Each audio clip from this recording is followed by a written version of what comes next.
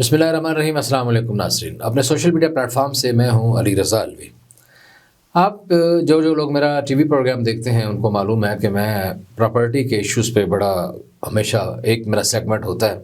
خاص طور پر لوگوں کو بچانے کے لیے کہ جناب لوٹ مار بہت ہو رہی ہے اس پروجیکٹ میں، اور لوگ بڑے بڑے نام اور بڑے بڑے دعوے کرتے ہیں اور بہت کچھ آپ کو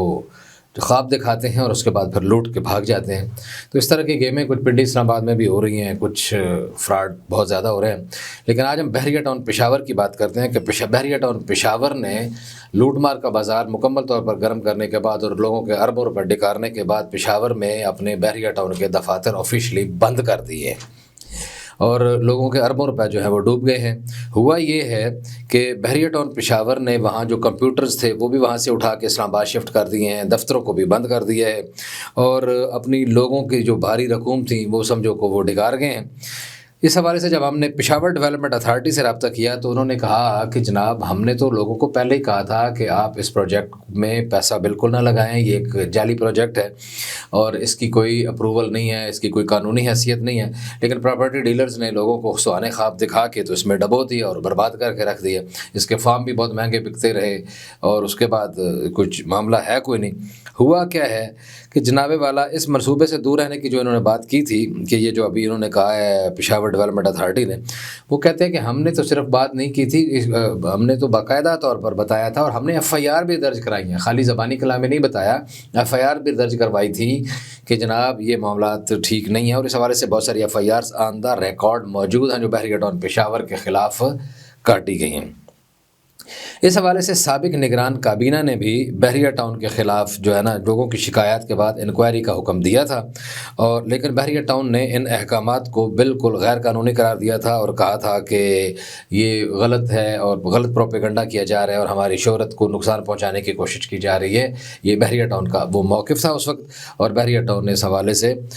کوئی ان شکایات کا کوئی سنجیدگی سے نوٹس بھی نہیں لیا اور اس پہ کوئی اس کا معاملات بھی حل کرنے کی کوشش نہیں کی ہے، اور جو انکوائری میں بھی یہی کہا جا رہا ہے کہ مبینہ طور پر کوئی بھرپور طریقے سے کوئی اچھے طریقے سے تعاون بھی نہیں کیا۔ لیکن اب کیا ہوا ہے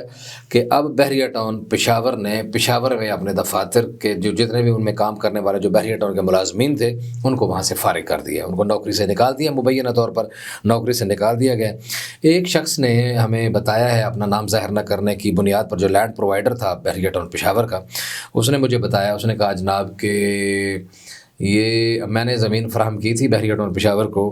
اور اس کا کچھ بیانہ مجھے دیا گیا تھا، باقی ڈھیر ساری پیمنٹ رہتی ہے لیکن وہ پیمنٹ مجھے ابھی تک ادا نہیں کی گئی، اور صرف مجھے ہی نہیں بہت سارے لوگوں کو جو ہے وہ اسی طرح کیا گیا ہے۔ اور وہ کہتے ہیں کہ میں نے یہ پیمنٹ جو ہے، میں نے جو زمین جو تھی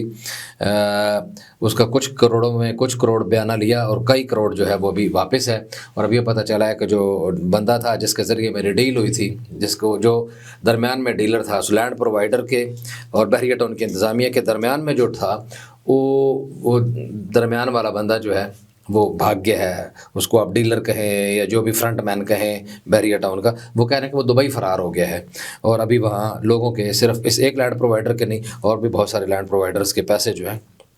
وہ ڈوب گئے ہیں۔ یہاں میں آپ کو یہ بتاؤں کہ سپریم کورٹ نے ایک آرڈر دیا تھا، اور اس نے سپریم کورٹ میں ٹیکس کے حوالے سے جب ایک فیصلہ کیا گیا تو اس میں تھرڈ پارٹی کے حوالے سے زمین خریدنے کی جب بات کی گئی تھی تو اس میں تھرڈ پارٹی کو ملوث کیا گیا کے حوالے سے بقیہ تھا۔ تو جب انہوں نے اس حوالے سے جب بھی کوئی شخص پشاور بحریہ ٹاؤن کے دفاتر میں جاتا ہے تو بتایا جاتا ہے کہ وہ زمین خریدنے والے ایجنٹ سے رابطہ کریں، یعنی ابھی تو دفاتر وہ مبینہ طور پر بند ہو رہے ہیں اور کچھ ہو گئے ہیں، اور اگر جو کوئی اکا دکا بھی کوئی دفتر کوئی اگر ہے کسی گلی کھونے میں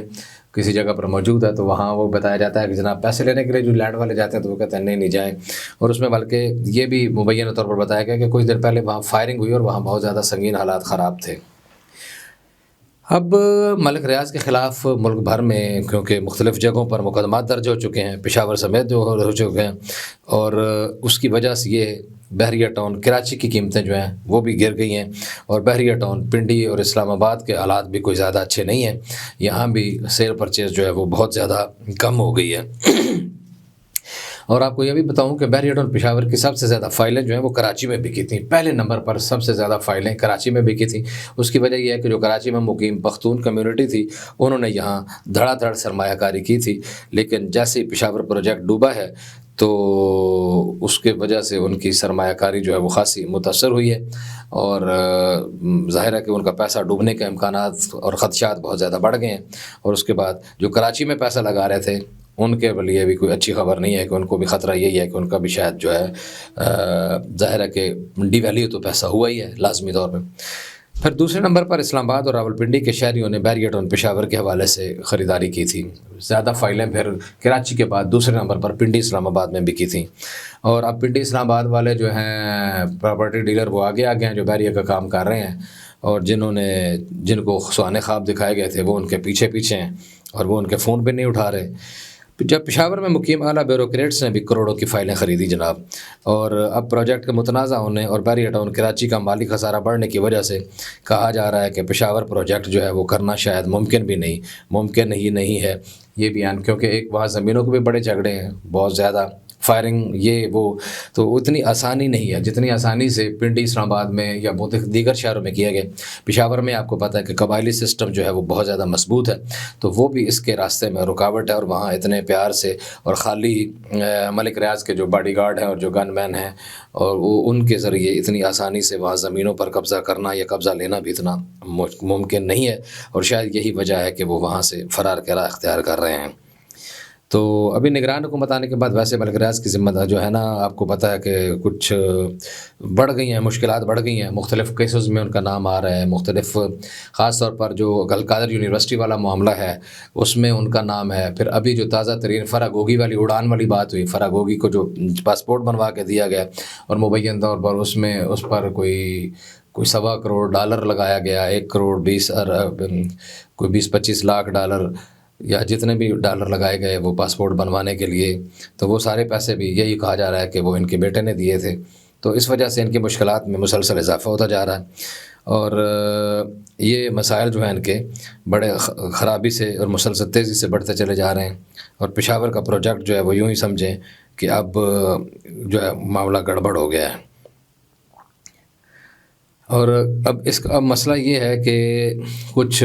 جو صرف یہی معاملہ بحریہ کا نہیں ہے، باقی پروجیکٹس جو ہیں وہاں بھی سرمایہ کاری میں بڑا مسئلہ ہے۔ کوئی ٹیکس لگانے کی وجہ سے بھی زمینیں جو ہیں ڈاؤن ہو رہی ہیں اور ان کی قیمتیں ڈاؤن ہوئی ہیں، ٹیکسز کی وجہ سے لوگوں کے پریشان ہیں، خرید و فروخت جو ہے وہ اس میں خاصی کمی واقع ہوئی ہے، اور کچھ پنڈی اسلام آباد میں کچھ جگہوں پہ کاروبار میں اضافہ ہوا ہے، اور خاص طور پر پنڈی میں جب رنگ روڈ کا افتتاح ہوا ہے تو رنگ روڈ کے ارد گرد جو بھی پروجیکٹس ہیں ان میں تیزی آئی ہے، اور اس میں بہت تیزی کے ساتھ کام جاری ہے، اور ان کی خرید و فروخت میں ایک غیر معمولی اضافہ دیکھا گیا ہے۔ جو بھی پروجیکٹس وہاں رنگ روڈ پہ کے انڈر آ رہے ہیں، یہ رواد سے ایئرپورٹ تک کا ایک جو ہے معاملہ، اور اس کے راستے میں جتنی بھی زمینیں آ رہی ہیں اور بعض تو پروجیکٹس کے اندر سے گزر رہا ہے رنگ روڈ، تو یہ توقع کی جا رہی ہے کہ ان کا کام جو ہے وہ ابھی فی الحال ٹھیک چل رہا ہے۔ آنے والے دنوں میں کیا ہوگا اس کے بارے میں ابھی کچھ نہیں کہا جا سکتا، لیکن ایک فی الحال جو ڈیڈ انویسٹمنٹ تھی وہ سود مند ہوتی دکھائی دے رہی ہے۔ آج اتنا ہی، علی رضا الوی کو اجازت دیجیے، اللہ نگہبان۔ لیکن جانے سے پہلے پھر ایک بار چینل سبسکرائب نہیں کیا تو سبسکرائب کر لیں، لائک نہیں کیا تو لائک کر لیں، فالو نہیں کیا تو فالو کر لیں، اور مناسب لگے تو دوست احباب میں شیئر بھی کر دیں، اور اپنا بہت سارا خیال رکھیں۔ علی رضا الوی کو اجازت دیجیے، رب رکھا۔